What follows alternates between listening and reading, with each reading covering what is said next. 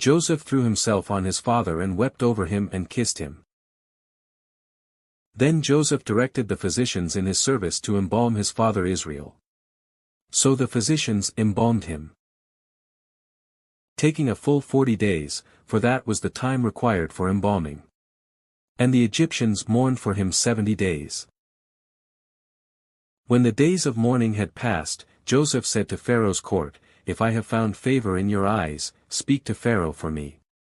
Tell him, my father made me swear an oath and said, I am about to die, bury me in the tomb I dug for myself in the land of Canaan. Now let me go up and bury my father, then I will return." Pharaoh said, "Go up and bury your father, as he made you swear to do." So Joseph went up to bury his father.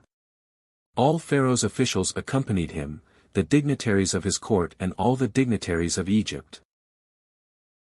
Besides all the members of Joseph's household and his brothers and those belonging to his father's household. Only their children and their flocks and herds were left in Goshen. Chariots and horsemen also went up with him. It was a very large company. When they reached the threshing floor of Atad, near the Jordan, they lamented loudly and bitterly, and there Joseph observed a 7-day period of mourning for his father. When the Canaanites who lived there saw the mourning at the threshing floor of Atad, they said, "The Egyptians are holding a solemn ceremony of mourning." That is why that place near the Jordan is called Abel Mizraim. So Jacob's sons did as he had commanded them. They carried him to the land of Canaan and buried him in the cave in the field of Machpelah, near Mamre, which Abraham had bought along with the field as a burial place from Ephron the Hittite. After burying his father, Joseph returned to Egypt, together with his brothers and all the others who had gone with him to bury his father.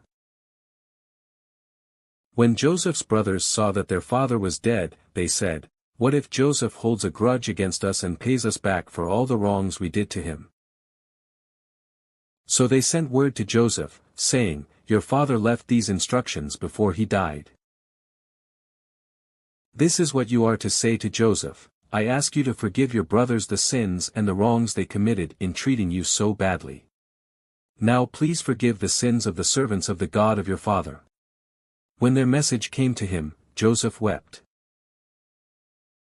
His brothers then came and threw themselves down before him.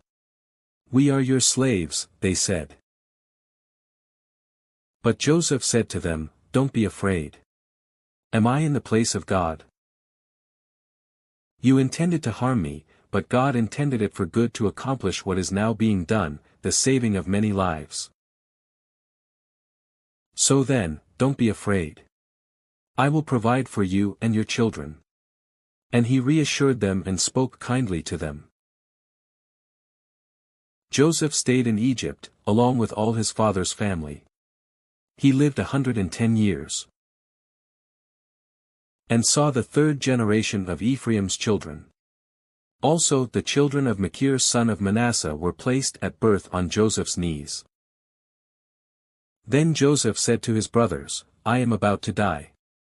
But God will surely come to your aid and take you up out of this land to the land he promised on oath to Abraham, Isaac and Jacob." And Joseph made the Israelites swear an oath and said, "God will surely come to your aid, and then you must carry my bones up from this place." So Joseph died at the age of 110. And after they embalmed him, he was placed in a coffin in Egypt.